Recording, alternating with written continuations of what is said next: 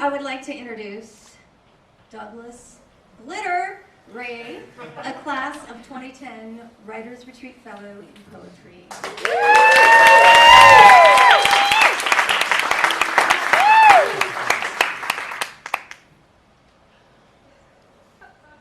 I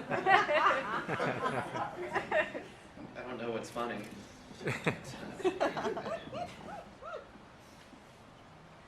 This is janky, Tony. Can't we do a little better than this? Fund us. We love you. Alright. So I'm going to read 4 poems for you. 3 are from my manuscript of poems, which is a book-length sequence called He Will Laugh, which is the translation of the name Isaac. And then I will end with a hot-off-the-press, hours-old little baby. Get that in writing. Too Ambien and I still can't sleep. On the Clarion Ledger's website, 5 a.m., clicking refresh, because I want to read it. See your name glow back at me. Read what someone, not me, chose to say about you. Beloved son and brother, grandson and best gay friend to many, drug buddy and sex fiend. I flipped through photos of us. Here you are, shirtless, knees pulled to your chest, cheesy smiling with a Wham album cover beside you. 5:22 a.m., you've made the news. Frederick Isaac Taylor, 20, of Florence, died in Hattiesburg on November 8, 2009, of a self-inflicted ligature. Funeral arrangements have yet to be made. No picture, just ads flashing at all sides of the screen. Hot young singles, first 5 minutes free. Wow. The next poem is Salo, named for Pier Paolo Pasolini's movie, Salo. Pasolini's Salo ends with the most benign scene of the whole film. 2 boys lay down their guns and waltz the clumsiest of waltzes, while the magistrate watches through binoculars the torture in the courtyard. This film is about forgetting what is vile. You close your eyes too late and see a girl scalped while tied to posts, and a boy's penis candle burned while Presidente fucks him bareback. It's obscenely beautiful. It makes me retch during a season that mocks the Last Supper, replaces bread and wine with shit and piss, yet makes me watch in awe at the deranged grandeur, at the vivid faces, the pallor bodies posed, the grimaces of women descending Baroque staircases in their Danilo Donati gowns. God, those Adonises Pasolini cast as soldiers, rough trade, enraptured with violence, dovetailed glamour and horror. Pasolini was murdered for this. Sod has been banned or condemned for ages. Yet the point is to show how we deliberately and massively insist on forgetting. How bloody amnesia masks how desperate we can live. And no, there is no redeeming climax, no crescendo towards anything. There's no time, everything's in the present tense. The polenta laced with razor blades, the nude boys leashed like dogs, the sparkle of urine caught in beards, the bullets opening the soldier's chest as he salutes with an iron fist. You loved the scene when 3 of the men, dressed in matronly drags, marry 3 of their favorite twinks. The Duke, with those fabulous jeweled hoop earrings, yells to the barely clad masses, "Ridete," or laugh, as the ceremony begins. The boys and girls look listless, mute. 2 whores enact a comic scene to force them all to giggle. Then the altar boy grabs the bishop's ass, the same ass the boy pounded with vim minutes before. I don't know why this is what I wanted to watch, just a day after you've died.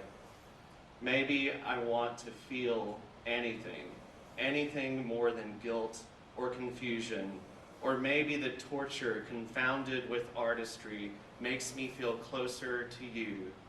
Yes, Salo is graphic. vilest of vile, foulest of foul. Yes, your body suspended beneath concrete steps on South 31st Avenue apartments while November rain hits your unfeeling skin is horror, a reminder of the depth of sorrow and frailty.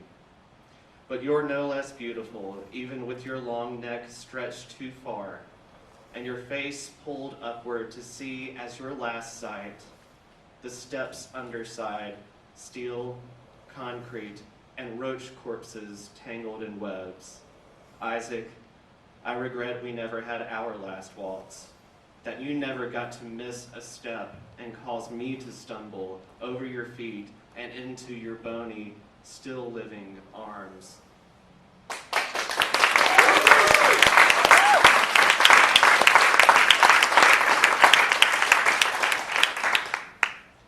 Glossolalia. I search my body for signs of you, hope for marks on my back, and turn to the mirror. I want to see your path bruised, purple-black, perfectly placed.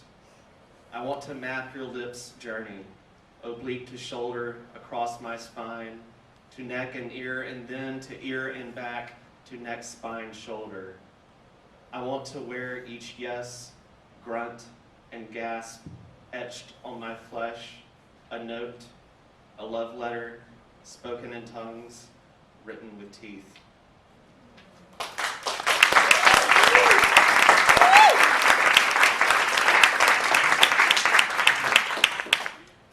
And finally, a major shift in tone in tonal registries. This was birthed in our beautiful poetry workshop this week, so this is an On the Land poem. In praise of barbacks. This morning, a few words of praise for the barbacks, who are keenest to dwindling buds and millers, lights, darks, ambers, wheats, and stouts, who negotiate the Scylla and Charybdis of supply and demand, broker a commissionless deal between storerooms and coolers. I love the way that barbacks use their knees to lift, like titans, boulderish crates of dirty tumblers, highballs, and flutes, with care to maintain the distinction between stemmed and stemless. I love the way barbacks slip between human traffic, bearing their loads on stage and back without any billing, top or otherwise. In this chemical reaction of socio-commercial transformation from boring to buzzed, stifled to sultry, from dressed to undressed, barbacks are the catalysts, elements whose presence is required to change reactants into products, yet themselves remain unchanged.